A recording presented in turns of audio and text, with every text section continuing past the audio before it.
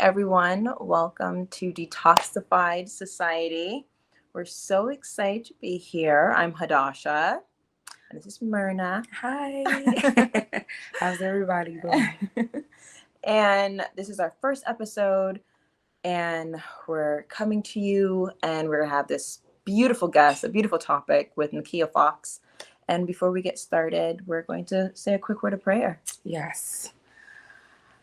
Father God, we thank you so much for waking us up this morning, giving us the opportunity, Lord, to see a new day.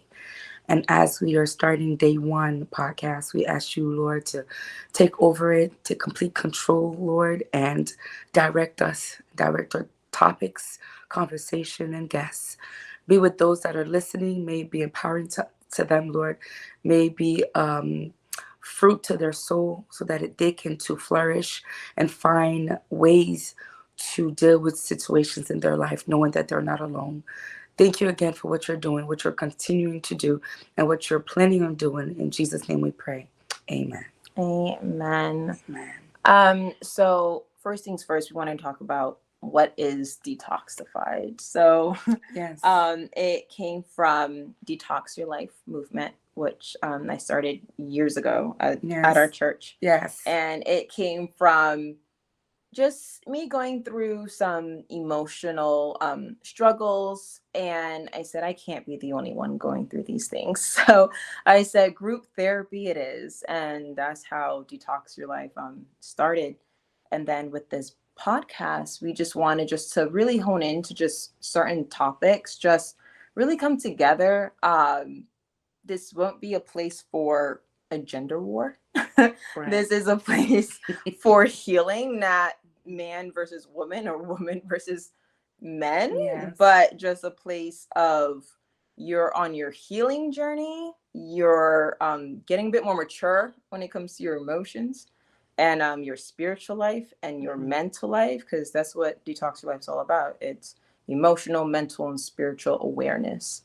And for my own experience, I just, when going through things, I go to therapy personally, and I love to self-process my role in things, somebody else's role in things, but mainly my role in things, and what I can do to do better for society and for myself.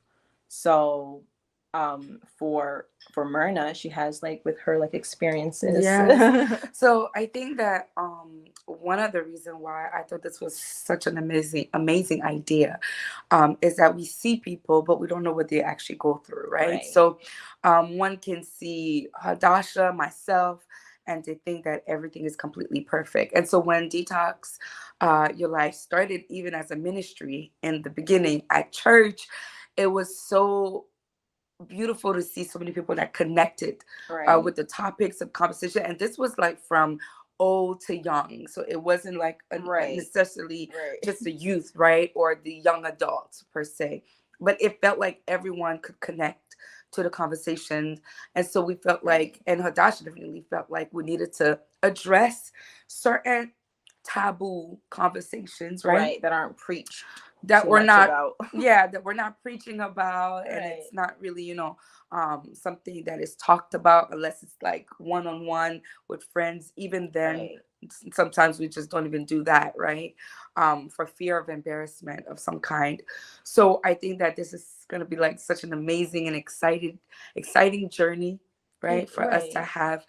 For myself too, I was dealing with so much. I think that unpacking it is gonna take a long time because it's so many things that I'm sure a lot of people still are not even aware of. And I think that this platform is just gonna be a way to encourage others and say it's possible to still live in your purpose even after going all of these trials and tribulation. Just one thing I could say with that is in this journey, one thing that I feel God put in my spirit was that He entrusted me. He literally chose me and entrusted me with these trials and tribulations because He could trust me to be victorious through Him for His glory. Because that's That's what it is. It's to That's help all it somebody is. else. Exactly. It's to be there for someone It's else. to be there for somebody else. Exactly. Because I feel like what we could probably overcome, somebody might have a harder time. Yes. And it's just this, why we call it a society, is to let you guys know that you're not alone. Yeah. You know, just like what Myrna was saying, to like unpack, right? I think what's good is, what this topic is trauma mindset versus rise above it mindset. Correct. And a lot of us live within trauma and we operate in trauma, and some people don't know that they're even doing that. Correct. Right? So that's why I even wrote something from before saying a non-villain person can have a villain moment in your life. They don't even realize what they're going through. They can't self-process themselves. Yes. And sometimes they can't self-process you. So it's definitely, you know, those type of things where we really want to encourage us and yourselves as well to come together and talk. And right now at this time we have Nekia Foxx, which will be coming on, and she's this amazing life coach and business consultant and serial entrepreneur. And I love our talks together. And I just can't wait for her to come on, and we're going to discuss and really enjoy.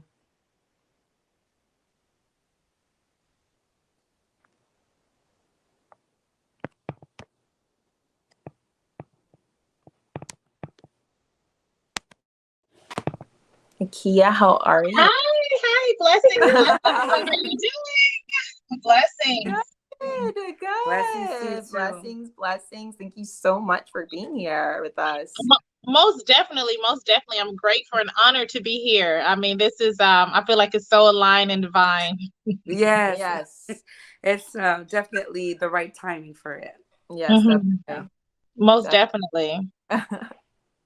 Yeah, so we, you know, just talking about the whole trauma mindset. What is trauma? What goes about it? How do people operate in it? Some people don't even know the different types of trauma.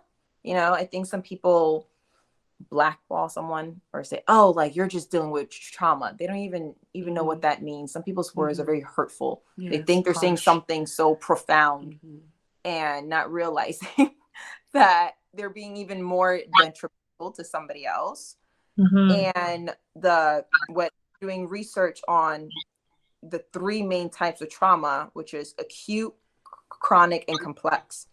And acute coming from a single incident, and chronic coming from a repeated or a prolonged incident, such as domestic violence or abuse, and complex trauma, which is you're exposed to just different types of situations and incidents throughout your life. It's just like this. Yeah. Waves. It's just waves, you know, like it's like you've just been going through one trauma experience to the next trauma experience, and one is not the other. You know, so, and how to rise above it. Most definitely. I feel like this is such a powerful topic because it's the inevitable. I feel like we all have a story. We all have a childhood. We all have memories, good or indifferent, that it's up to us to really, get to the core. And the way I started to look at trauma or my past or my journey to healing was, it's an opportunity. It's an opportunity for me to look at what is the lesson I'm getting from this, and then who I am going to become when I overcome this, Right. So I take it on, and throughout my journeys, I'm just going to give you a little bit of backdrop.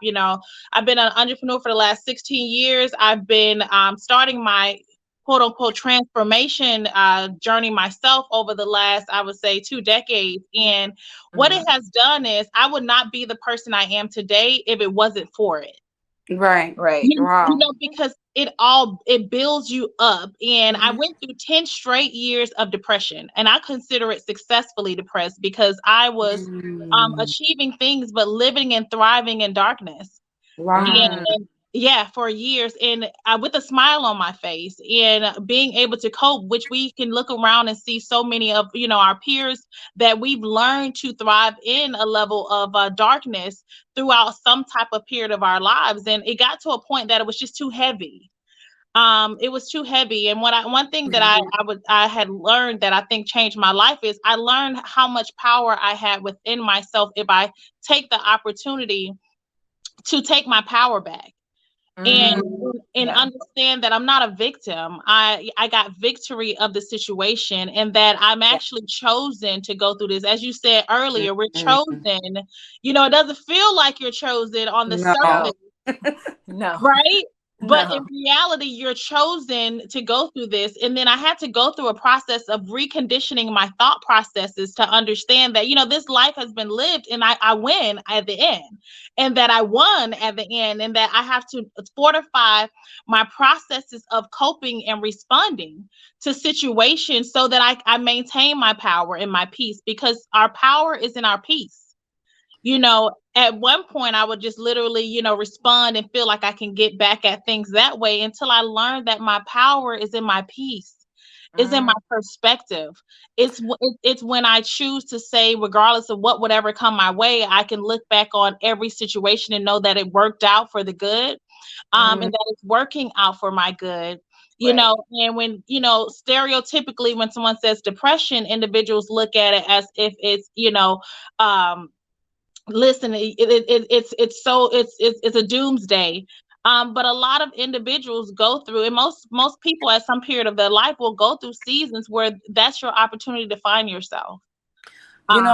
So how do you feel about what you just said? Because I think that it's so powerful, right? Because you spoke about, in the past 10 years, right, to the eyes of everybody else, you're smiling. You're smiling, you're successful, your business is thriving, and everything is taking place, right, and aligning. You probably even have people that are completely like jealous and wondering, how is she? But you were actually living in darkness, meaning you were depressed.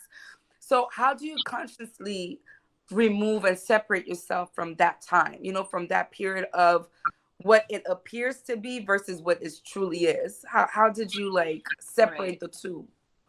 At the end of the day, life is about truth, right? And truth is the one thing that will remain forever, just like the word of God is truth.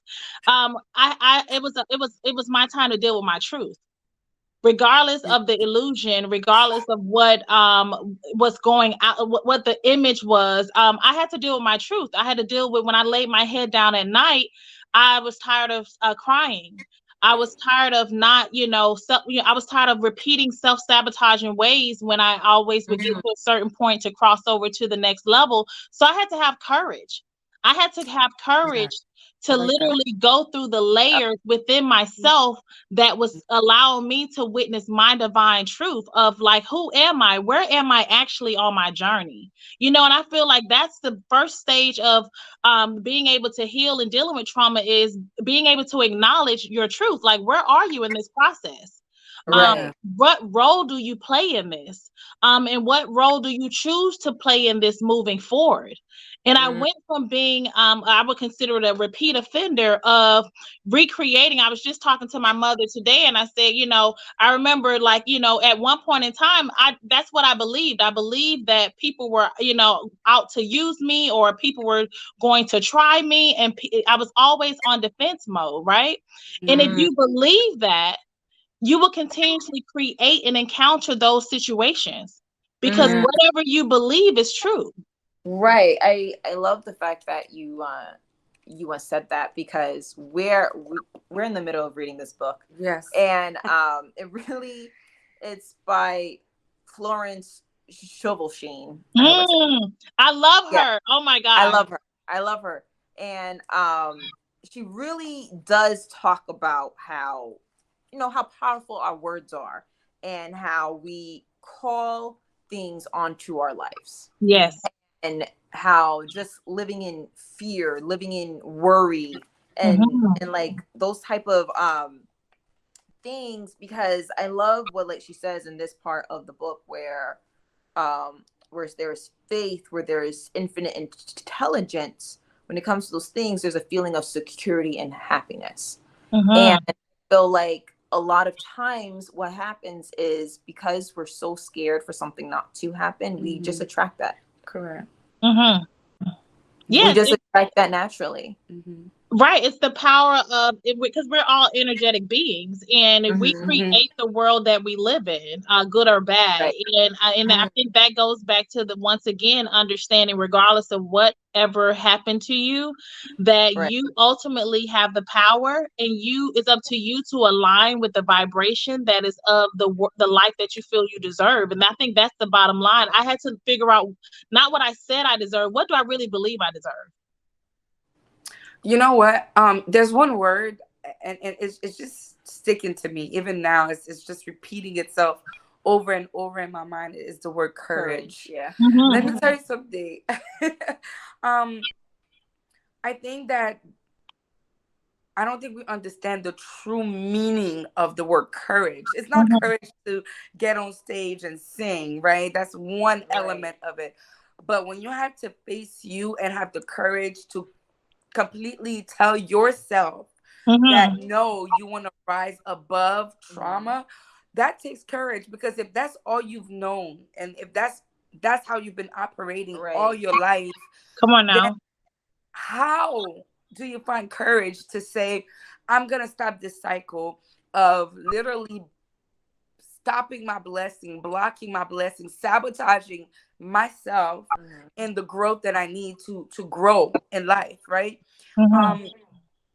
That is not easy. That is not an easy thing to do. No, it's not. I mean, just the definition alone, it says strength in the face of pain or grief. Oh my God. And just the definition of alone is like to ability to do something although it frightens you.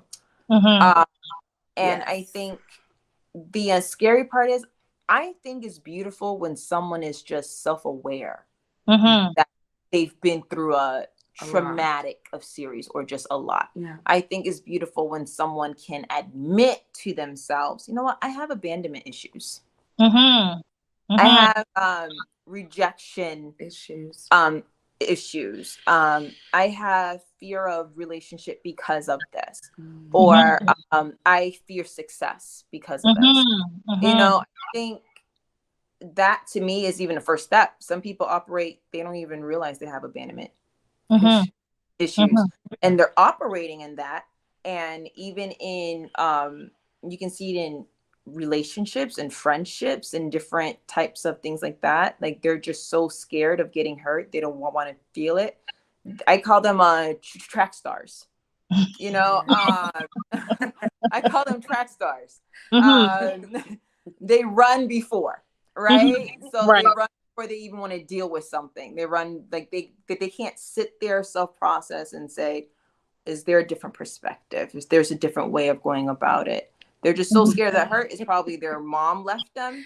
Their father, their husbands, their wives, whatever it like might be. So now moving forward in life, I call them track stars because you're looking at the person like, what? I'm laughing because I feel like I'm a track star. I'm an ex-track star. Let me tell you, it's so funny because so Hadasha had me do this test. You know, you try to have the best results.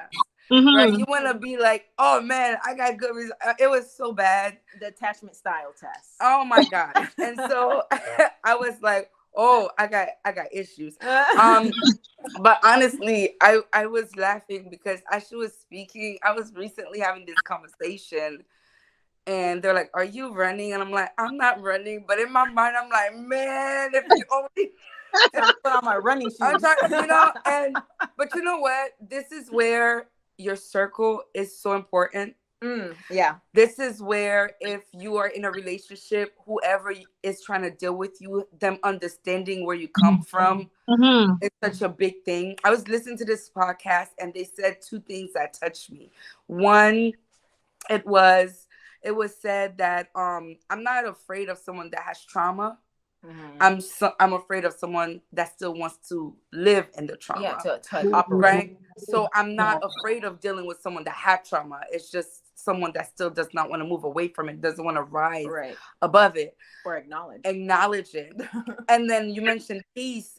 This one person mentioned that, you know, she was making all this money and they told her, well, you just got rid of it. She said, if something is robbing away my peace, then it's too expensive. Come on now. You know, come so on it's now. not worth me making millions. It's robbing me from my peace, then it's too expensive. And so I'm just thinking to myself, like, as you're listening to all of these things and as you're looking at your friends and your good circles, you can't be a track star too long, because they see what needs to be purged out of you to make you this person that you were called to be all alone, right? I don't think that God intended us to go through these trials for it to swallow us whole and take us away. He put it there so that it could push us into our purpose. But we did, I think, the wrong way. We think that it's to push us down. Like the enemy just puts it as a target to tell us we have no value and we cannot do anything. We're not worth anything. When in reality, I think that they were part of our growth. It was just meant to make us who we needed to be today. And this is why I'm sitting here. This is why Hadasha is sitting here. This is why you are here. Because now we're taking that same bullet, that same fire, that same hurt, and turning it into purpose, turning it into, you know, helping somebody else, right? And so, it's kind of pretty awesome. I mean, I definitely would agree, because I feel like ultimately at the end of the day, I look at it as the perspective of building a muscle, right? A lot of time, I went through a stage where I literally got very clear on what was my triggers. So what would instantly come to mind for me to respond in a way that was counterproductive to me aligning with my highest version of myself? So I really started getting clear on what was the things that was constantly repeating it, because it's going to come at you until you solve the problem, right?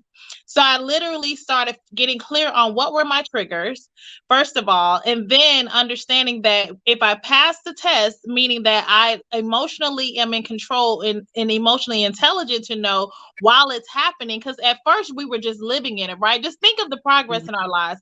At first we were just in it. So we were just responding. We were like, oh, this is all happening to me. Life is such, you know, things. But like, then we started getting a little bit of pauses, bit by bit, that would slow you down. And then you would start recognizing while you were in it. And that's the beauty of growth, because now you are at a point and you get to choose.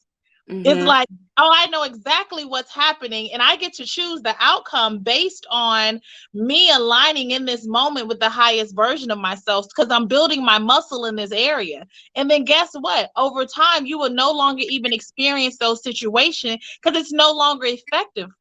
You know, it has no more power over you. And that's the beauty of building a muscle. It's just like going to the gym. At first, it hurts.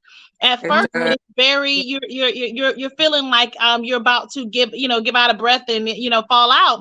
But over time, as long as you repeat the posture of, victory in that area, guess what? You're going to build a muscle. And then next thing you know, you can lift anything that has to do with that particular weight. And let me say this, Nakia, even when it comes down to working a muscle, if you've only been working it in one direction, you won't ever know that there's other ways to move that muscle. Right. You understand? So now I'm over here doing this movement and I'm thinking I'm getting better at it. And so now I got to do this movement. Right. Exactly. And it's the same muscle that's been stretched out, but the outcome and the feeling and the hurt is completely, I mean, it's the same. It's coming from the same source, Yeah. So I think that, can you tell us a little bit of what it is that caused you to fall into depression the way that you did? You know what? I believe that it was just. Nakia, real quick before you start again, is it okay if you can start your camera and start it on again? Just a quick on and off, real quick. Let's see. This is the experience of day one podcast, everybody. Turn video on. Let's see if that works. The beauty of growth. That's Yes. right. That's right. Did it come back on? Let's see. No, not yet.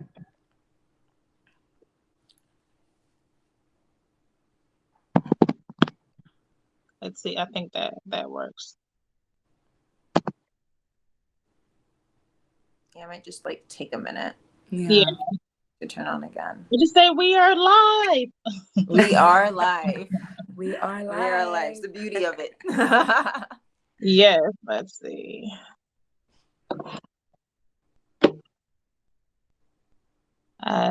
Is it showing up on your screen? No. No. Let's see. Oh, there we go. There we you go. are. Yay! Welcome back. Yes, you know what, I'll get right into it. I believe a lot of my depression came from years of me not liking myself and being bullied, for one, for being at that time a dark skin child that, they were just really, from adults all the way to the peers, were giving me such a hard time. So I started to have a very negative self-image of myself, regardless of how I felt and how I dressed, or how, my parents seen me or loved me. And people would say, you're just so, you're a beautiful young lady. Just wait, one day you're going to literally be grateful for what you have. At that time, I didn't know it, because it started so early. It's like, it started very early. So for one, it was a very poor self-image of myself. So I didn't like, just who I was as a individual, because I had to fight all the time in reference to holding of myself secure. Then it was, I feel like, we all have, younger parents, or I had parents that, they had not quite gone through their healing process throughout the journey. So I experienced a lot of, witnessed a lot of different abnormalities in reference to how to handle situations, and what you see from different situations make you respond to things differently. So I was a very depressed young child. It wasn't just adulthood. I was depressed since I was a child, all the way up to adulthood. In my early, I think it started, maybe I would say 31, 33 is when I was like, okay, enough is enough. But it was throughout my entire life. And it was just so many different battles coming from the north, south, east, and the west. And I believe that's the beauty of being chosen, because I had to really learn how to love myself. Even down to relationships. Once again, those triggers came back once again from how I see myself as an adult. So I was always overcompensating, always trying to prove myself, always trying to make sure someone picks me or chooses me, because it was still from my childhood. So feeling like no one wanted me, feeling like, they'll always try to make it hard for me. Those type of thought processes were engraved from a very early age, that I didn't even know it was happening, because it had just become so norm in my life. And that's when I had to go through the process of really, acknowledging what areas am I not living in why does this not feel good? Why does life feel like a burden? Right. Why do I feel like people are against me? Or why do I feel like no one, loves me in the way that I have to just give so much of myself? And then I had to gain my power back. And I think it started very early. And, you're generationally, a lot of this trauma is not ours. And I tell anybody, what you don't heal, the next generation has to face. Oh my God. Yeah. So I believe that's also one thing when we're dealing with trauma, we must recognize a lot of this healing is not from just you experiencing things. A lot of this is generational. A lot of this is from, those before you, that they didn't have the opportunity to work on their emotions because they were in survival mode. They were just trying to either provide for you or the generation that they were raising that had you. And you know what? You said it so well, to be honest. Our first life coach are our parents. And sometimes when they try to protect us, and accidentally, without knowing, no fault of theirs, they actually inflict more hurt and inflict that fear, because they went through a certain situation that they didn't know how to deal with. And it just trickles down, right? And so now it's almost where without them wanting to, they put you in a situation where you get hurt. I could give a little bit of just a little bit of my story. Not a lot because it would take forever. But even in my first marriage, I was about 16, 17 years old. And I met someone when I moved here from living in Canada all my life, right? And I was already dealing with certain things over there. But anyways, when I came here, I met someone that I thought I was going to help, right? And when you always want to rescue everybody when you're broken because you feel like this is what's going to enrich you, right? And so I was talking to this person. Long story short, like them, everybody was saying, don't do it. We know where, I'm telling you, don't go that route. I didn't listen. At 17 years old, here I am 18 years old. Here I am expecting this child. And at that moment, I was, I knew that it was happening. So I decided I was going to take care of what I needed to take care of. I worked. I did everything I had to do. But my mom, in respect, was like, are you going to get married to this person? And I started seeing triggers of the toxicness that this person had in them.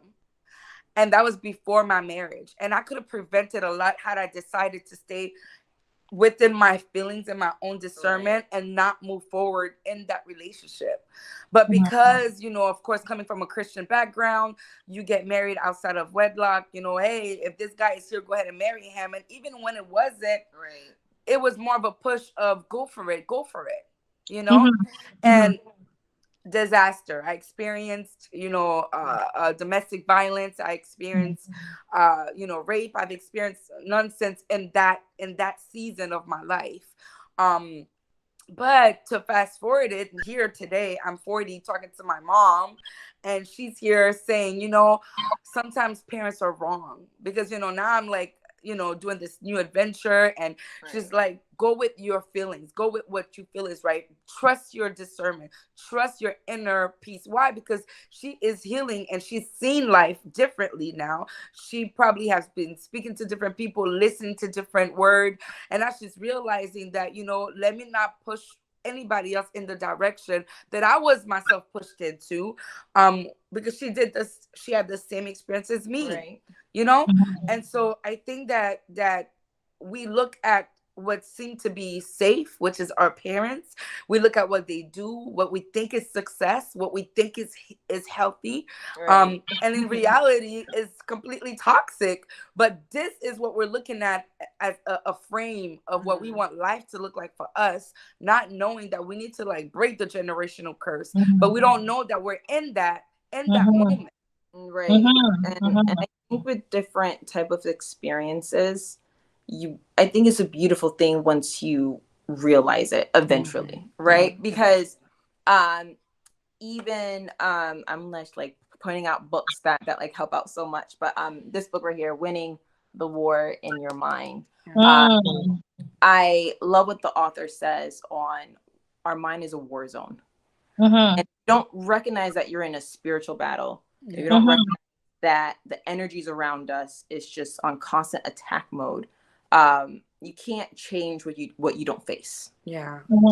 And I feel like yes, it's like you can't change what you don't face. My God. And for, let's say, my experience, it's I had a single mom, but I didn't experience the single mom syndrome. And the reason why I say that is because, she got remarried when I was 6. About 6, 7 years old. And then I had amazing uncles that came in and helped, so I had great men along the way, but that's good. But still I felt rejected by my father, regardless of all of that, right? It's still wanting that love from that person. And although that I knew he loved me, it was the, can you show that you love me? And then it went into, once my mom realized certain things, was, oh, well, therapy you go, at such a young age, so self-processing coping mechanisms was taught to me at such a young age. And anytime something would arise, like let's say I went through a marriage where the environment was very new. I grew up in a household of I love yous and yelling and I'm sorry. So going into an environment where that wasn't the fact was very different, and I didn't like what I had to become to survive that environment. Come on now.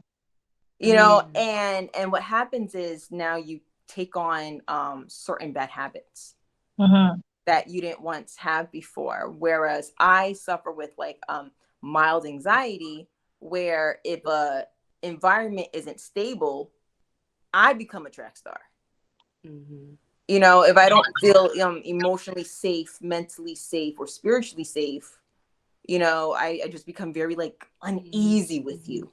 Because the thing is that because I can self-process, I'm automatically thinking, you know how to self-process. And then I automatically think that you can hold space for the both of us. Right. Come on now. So dangerous. And some people can't even hold space for themselves. And you're looking at them like, well, why can't you hold space for me? And it's very important in the self-reflection stage, in the processing stage of when you go through something. Like in my marriage, I went through horrible postpartum depression. And then after that, you put postpartum, then you layer that with a divorce. And then you layer it being like a first-time mom, So then it's like one thing was hitting right after the other.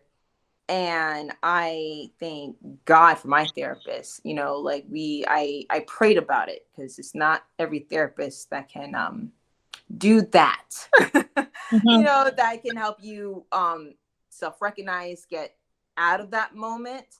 And it was a conscious wait for me. I tell people the movie Get Out, where he said he feels like he's in the sunken place. And I said, man, that's depression. And I feel like I didn't have empathy before I got into it. I would always tell people, well, just get out. Yeah. She used to tell me that all the time. Just like get over it. It's like, don't you know your worth? Yeah. And then now that I went through it, I was like, oh, this isn't it. And just going through the whole motion of it, I'm like, no one in depression wants to be in depression. No one. Come on now. Yeah. No one wants to call that upon themselves. You know what I'm saying? But it does take that mental strength and environment. And even in the book, I love what the wife said about her husband at the end of the book. She said, I saw my husband live within anxiety, meaning fear of what's to come. Not that there's fear now. I see him work hard. He does what he has to do as a person. But I see him just fear of what's to come. The moment as a wife that I poured love into him and I told him, you're good, you're fine, you're great. I just saw him start winning the battle within his mind. Wow. And we can't do this life alone. When the people say, oh, you have to go deal with that on your own, you don't. Just find who can hold emotional space for you. And God has the ultimate space. He has the ultimate space where he can pour into you and you can pour out these horrible habits and you can now move forward in a direction on what can I do to get better. And you need to find your reason why. I looked at my daughter and she was my reason why. I said, I need to get out of this because of her. I need to do better for this because of her. And whether it's success, trauma, just trying to learn how to rise above it, it's just being honest. It's being honest and saying, you know what, I'm struggling right now. I'm struggling mentally, and finding that atmosphere, that like circle, that group that you can speak to them, talk to them, just like what we're doing right now, where it's a no shame base. Some people, I laugh. There's a quote on Instagram. You can tell me about this. It says, come healed. Right. So when it comes to friendships or like relationships, it says, you know what? Come healed. I don't want to deal with that. or anything like that. It says come healed. And some of the comments I did laugh at, but the ultimate thing is I think what people are trying to say is I just want to see that you're working on something. Mm-hmm. You know, but like what's your take on when somebody says come healed? I mean, I definitely would prefer, but the reality is, we will forever be healing until the end. I feel like the reality is, in the Bible where it says from glory to glory. Right. That's the beauty of everything makes you go back to daddy. Everything makes you, it's always layers upon layers of Right. things that will be revealed to us. So the concept of it sounds great, but in reality, it's just knowing that, I think come heal me, knowing that you're willing to do the work. Knowing that you're willing to acknowledge within yourself that I'm on a journey, because once again, it's a continual process forever. I truly believe. But it gets easier and easier, I believe, as you see the victories that you have, the power over the situations, you start to address them differently. So even if you are going and continuously dealing with, it doesn't matter what stage you start in, just know that it's a compound effect. It's just like starting a class at the beginning and everything you learn is needed for the end exam. It's all going to come together. So I understand the concept of come heal, but it's not necessarily realistic. Correct. Right. And I agree with that. And I think choice of words is extremely important too, because someone that don't even know that they need healing, they can come to you healed. They didn't even know they needed it. And then there's somebody else too that don't know how to even start the healing process. Right. Like we talk about rising above trauma, but what if you don't know? Some of us have gone through therapy, and therapy was not the best tools for them. I remember going through years of different types of therapy, and my biggest therapy was really the people that were around me, the way they spoke life into me. Now I can say I'm ready to go to a professional therapist, because now I recognize what it is that I'm going through, and I also now understand the tools that I need to get, and I know what conversation to even have with my therapist. You see, where before I was just sitting down and just absorbing everything that was being said to me, but I didn't even know what to do with it. So now it wasn't really, it was worth nothing. It was just me putting myself, it was self-medicating, right? Not understanding that I'm facing something that needs work on my end as well, on my part as well. But if you are going to go to therapy, I feel like it's because there's an end date to it, to a certain extent. There's different topic of conversation you can have with your therapist. But I feel like if you're in the same topic for years, you're not applying tools, you're not doing something, or you're purposely doing it, maybe seeking the attention that comes with it, because you still have some healing from abandonment somewhere else. And so going to therapy makes you feel important, because now you can say, I'm going to therapy. But in reality, it's not doing nothing for you, because you're not even applying anything that they're telling you. You're not trying to come out. You're literally trying to stay in that. And another thing too that I want to say is I admire Shasha for recognizing within that time period that she needed that healing, and that she needed to strive and to rise above it. I didn't do it that way myself. I had my daughter, and I didn't tell myself for my daughter I needed to come out, because I didn't know how to come out. I felt completely trapped. And my way of trying to get healed was to jump into another relationship.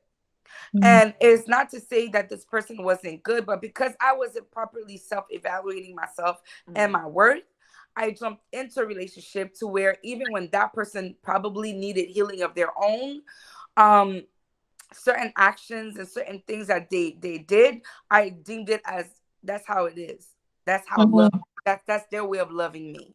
And I didn't recognize this is not right. This is toxic. You need to remove yourself. And then you get trapped. Oh my gosh, am I gonna have 2 divorces under my name? One that when I was a kid, and then now that I'm a little bit more mature in my 20s, how is it gonna look? Who's gonna want me after this?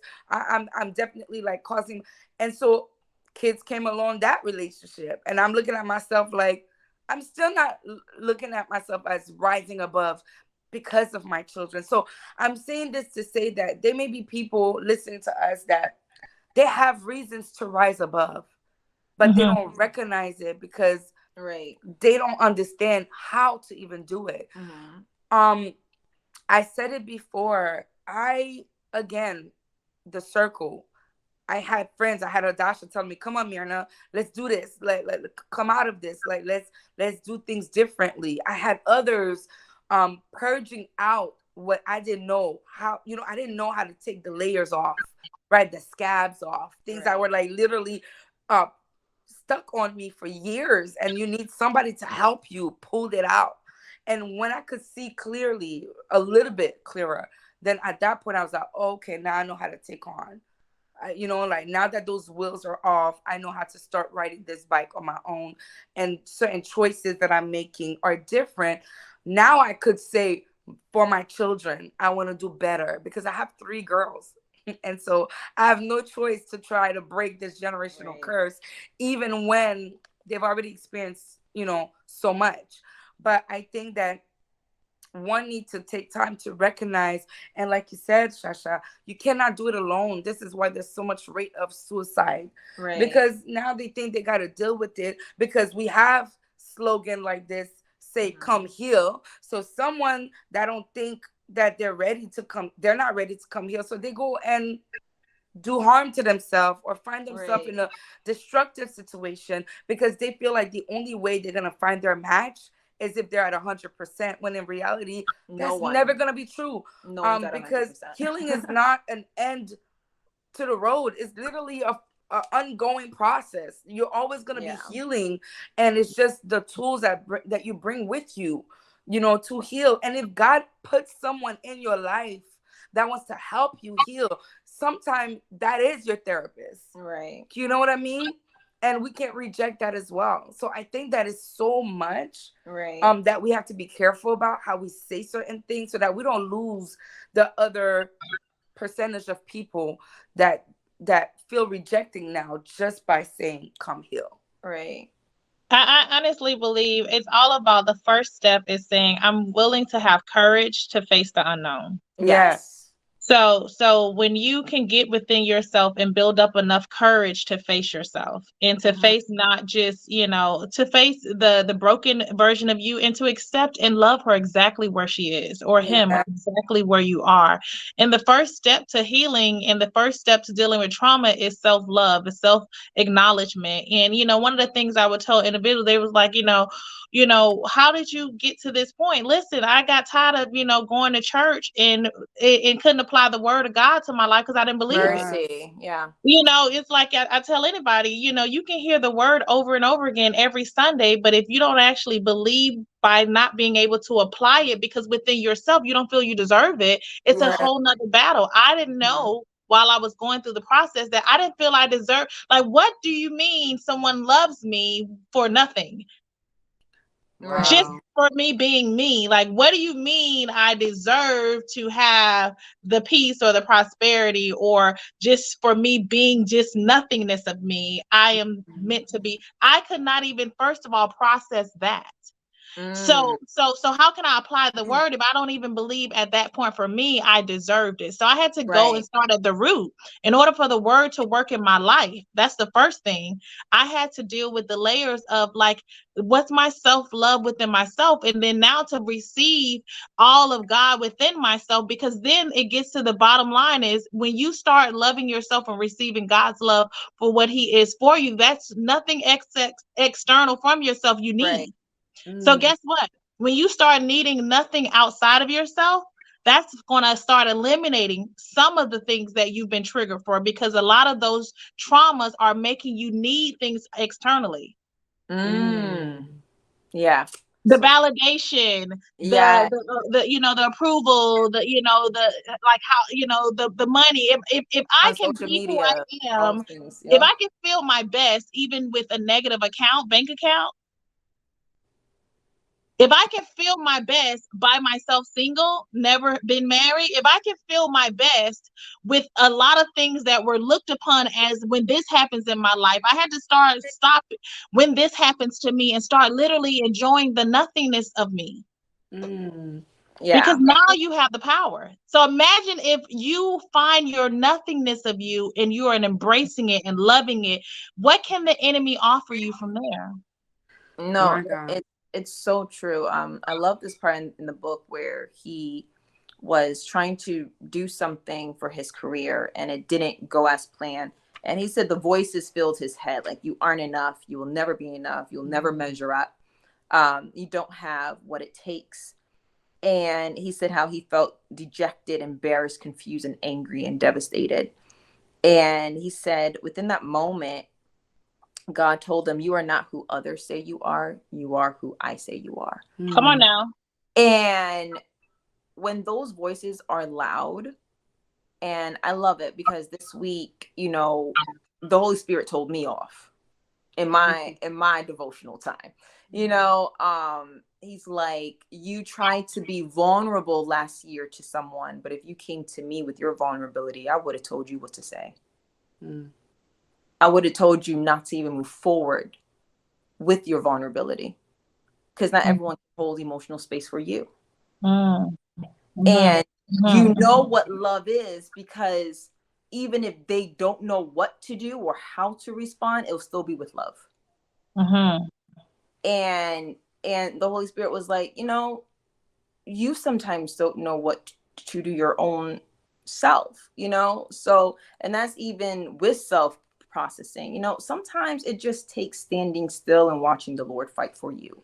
And sometimes within that standing still, it's being honest on where you are while self-loving yourself. You know, I can say that with my fashion, you know, none of them could talk to me 7 years about fashion.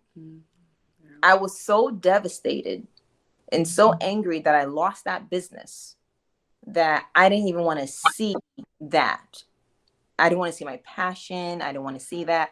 And it took my circle and prayer and, you know, my mom, in Creole, we have a thing that says, "Met fum su." Yeah. You know, it's like, look, you're going to cry tonight, but tomorrow I need you to wipe your tears. Yeah.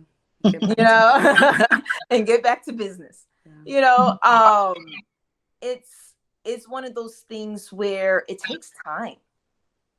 For some people, it takes, like, there's no timetable. On top of that, when it comes to healing, it's not linear.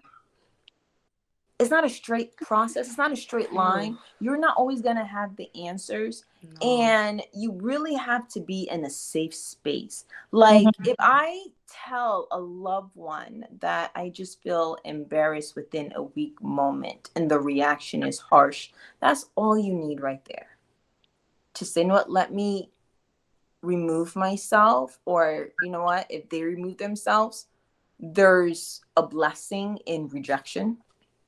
And sometimes when people do fall off from your life, when you're going through your healing process, it's a beautiful thing, right? And it's just like how the book says, right? Like, God is going to send the equivalent of what you need, whether it's a friendship, whether it's a mentor, whatever it may be for a man and a woman. Because some people are unhealed, walking around as if they're healed. Yeah. Not knowing that they're just dumping themselves and they're projecting themselves, you know. And if someone gets defensive, just like what you just said, you know, it's almost like you have to, sadly, sometimes, though hard, mental strength, be understanding that person knows not what they do, you know, and keep it moving. And it could be with our parents. Sometimes we just have to love them for them, but at the same time, understand that our parents, our moms, our dads, they're not healed. And they don't know how to go about things. They don't know how to show love. And it just takes forgiving them and showing them the love while still putting boundaries to protect your process. Mm-hmm. Mm-hmm. You know, and I think that is like part of the future episodes too that we're going to do, is the whole boundaries. You know, what does that look like in a non-harsh way? Mm-hmm. You know, because some people just, they're very unwise with their words, and some people think that they're saying something profound, and it's not. You know, it's like they think that they're wise within their own eyes, and the scary part is being vulnerable around the right ones. Mm-hmm. You know, it's finding that safe space, and sometimes it just takes just getting on your knees, not saying a word, and just crying it out. Mm-hmm. Because the Holy Spirit sees our tears. Mm-hmm. You know, that alone is a prayer alone. Correct. You know, and within this book, what it really is trying to say is, you are enough. Mm-hmm. You're great. You deserve the love. You deserve the success. You deserve every promise that you can imagine to fall upon you, that you deserve it. You know, and that's one thing that we want to share, that message even with our viewers, is, you know, no matter where you are, you're deserving to come up on the other side. Absolutely. Like, you're deserving of that abundance of love and grace and compassion and mercy, and you're worthy of experiencing a love that flows so deeply, where that now you can pour out love yourself. You know, and recognize it and see it and feel it. You know, and it starts with our words, it starts with our thoughts. You know, and if you see someone going through something, you know, it's watch your words. You know, is watch what you're saying. You know, and sometimes it just takes just a hug if you don't know what to say. You know, and just being there for the person as well. You know, and speaking life as much as you can. You know, yeah. I think that you mentioned something about timing, right? So a lot of times we try to give ourselves, and we start very early on. Okay, by 20, I'm going to be this. By 25, I'm going to have that. By 30, I'm going to be married with this. And we we set all of these goals for ourselves without consulting even God's plan for our lives, right? So I did that a lot, and I realized that I started self-sabotaging myself in the beginning of this year. A lot. Last year, I'm telling myself, I'm 39, I'm about to be 40. And I did, started this business. And of course, when you start things, they have to crash sometime. And in my mind, just like I told myself I wouldn't have any kids after 30. Right? And here I am about to meet 40, and I started panicking. I felt like I put myself in depression. I was like, oh my gosh, I'm going to be 40. This is the end of it. I need to start planning my... In my mind, I'm like, okay, now it's like I've entered a new stage of life, and I'm getting old, and, that's it for me. Like, they would tell me, go do this and go do that. And I'm like, why? I'm already 40. It's the end of it for me. Like, I literally saw myself at the end of my road, right? I started panicking because I'm like, what good can I bring? Wow, I'm going to be a millionaire at 43. I don't have much life to live after that. Like, who does that? So I think that we also have to not put a time to our healing and where we're going. Start the process. If it's to read a book, if it's to be more accepting of people that give you compliments. I had to start taking that. When they used to say, you're beautiful, I'd be like, I used to be like, ugh, can you just stop saying that? So now when they say you're beautiful, I cringe, but I say, thank you. Keep it going. But at least I'm learning to just accept what's being said. It's like, it's okay. You're beautiful. They said you're beautiful. They said, or they will come to you and say, you're going to be so successful in life. Yeah, I'm at 40 years old. I'm like, okay, is this really what's going on? So I think that with all that being said, it's just recognizing that as you're rising through it, don't put a time. Don't look at your friends and see how they're healing much quicker than you, Right. and how they're progressing better than you. It's just understanding that each one of us, we have our own path. God says, I never give you more than you can bear. He didn't say you and 10 others. Right. You, because it is you. Meaning your journey, your story is yours.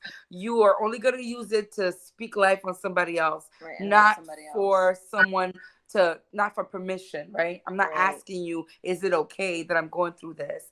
Because it is you, it's you and what you can bear. So yeah. Right. Most definitely. And I would add just some tips on, my transformation from trauma. It was first starting where like acknowledging where you are, starting with what you have. And first externally is creating an environment that makes you feel safe and makes you feel beautiful so that you can prepare for your journey of self-love. I noticed once I prepared and just only focused on self-love, I paid attention to what I ate, what I would eat, which took away the overeating and being overweight and the, hating how I look in the mirror. That eliminated that. I paid attention to what I listened to, what I said, what you speak, because once again, it only takes 3 steps to decree a thing for it to happen in your life. So I started doing the opposite of speaking, positive to myself and positive words of what was going to happen versus if someone asks you, how are you doing? Regardless of how it's going, say it's amazing, just really reinforcing an environment that allowed me to grow versus stay stagnant or go backwards. So those would be some of the tips. And then also my dad would always teach me your people, places, and things. Like make sure you, in order to change your life, you must do the PPT, your people, places, and things. Places you go, the people you are around should be conducive to the ultimate version of yourself, and the things that you do and entertain or not entertain should be conducive to the highest version of yourself. So if you keep it very simple with your people, places, and things, it will totally transform your life. So the people you deal with, the places you go, and the things you entertain or not entertain will truly change your life. Oh, wow. Awesome. No, That's amazing. I think that's just amazing tips. And I think we were just talking about that too, on like environment and places and how we should align our environment to where we want to head towards and speak to people that align with our purpose and with our goals as well.